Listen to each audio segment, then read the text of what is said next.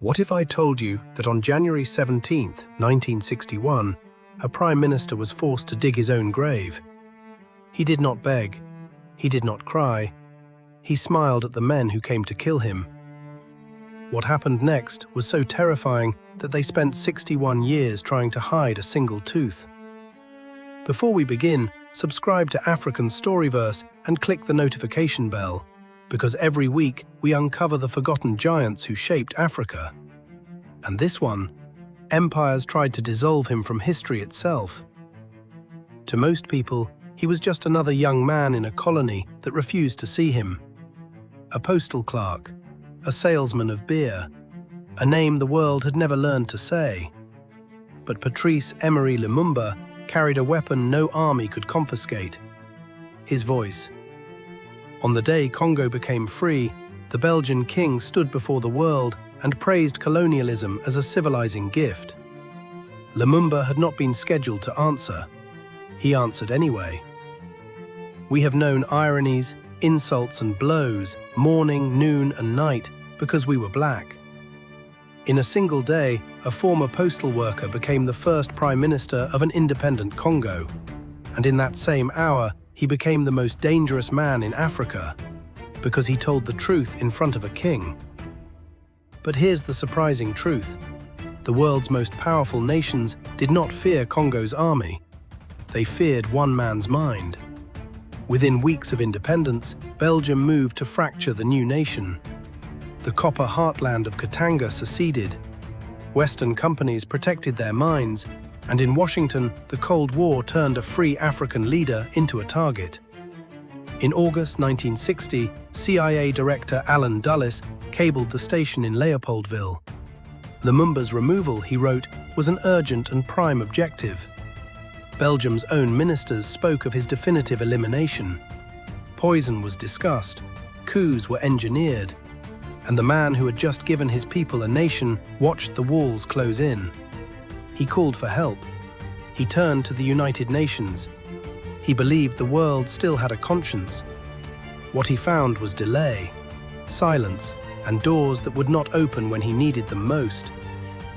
They did not want to defeat an army. They wanted to destroy the idea that an African nation could choose its own destiny and speak it out loud. If this story is already sitting heavy on your chest, you're not alone. Tap like. It tells the algorithm that Africa's real history deserves the front page. And if you haven't subscribed yet, do it now. The giants they tried to erase are only beginning to speak. In November 1960, after weeks under de facto house arrest, Lumumba slipped into the night. He was trying to reach his allies in the east. He stopped to speak to villagers along the way, because even while hunted, he still believed the people were the nation. That belief slowed him down, and the net closed. On December 1st, they took him. But the deepest cut did not come from a foreign capital. It came from a man who had once stood beside him. Joseph Désiré Mobutu, his own army chief, had seized power in September. The hand that once saluted him signed the orders that sold him. By morning, Lumumba was a prisoner of men who wore Congolese uniforms and answered to foreign interests. For his final days, they starved him. They beat him with rifle butts. They forced him to watch his comrades, Maurice Mpolo and Joseph Okito, suffer beside him. 11 days of darkness. 11 days of a nation being taught what happens when a free man refuses to kneel. On the night of January 17, 1961, near Mwadingusha in Katanga, they drove Patrice Lumumba into the trees. Belgian officers commanded the operation. Katangan authorities carried it out. The world's most powerful rooms had already decided the ending. They made him dig. As he stood above the earth that was meant to swallow him, witnesses would later say he met his killers with a calm that unsettled them. A dignity so complete it refused to perform their fear for them. 3 shots. Maurice Mpolo, Joseph Okito, Patrice Lumumba. But death was not enough. They feared his body would become a shrine, so they returned with saws and axes. They cut what remained of him into pieces. And Belgian Police Commissioner Gerard Soet helped dissolve those pieces in concentrated sulfuric acid until flesh and bone were meant to become nothing. They wanted history to have no grave to visit, no resting place, no proof. They wanted the man to vanish so the idea would vanish with him.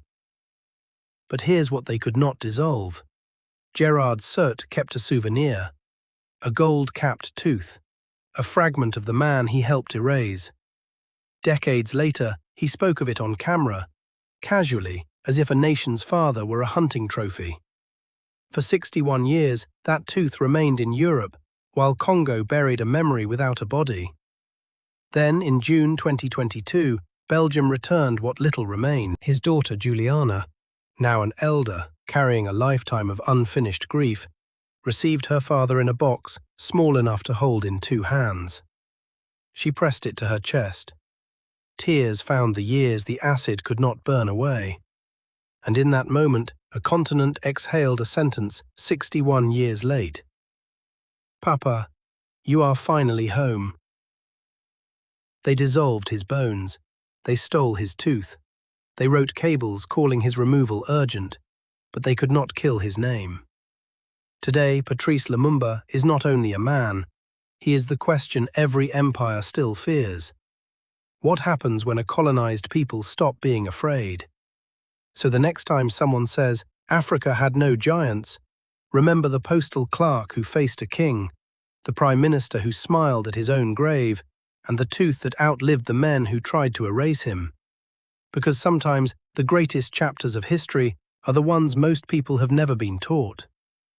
If this story inspired you, like this video, subscribe to African Storyverse, and click the notification bell, because Africa's greatest stories are only just beginning.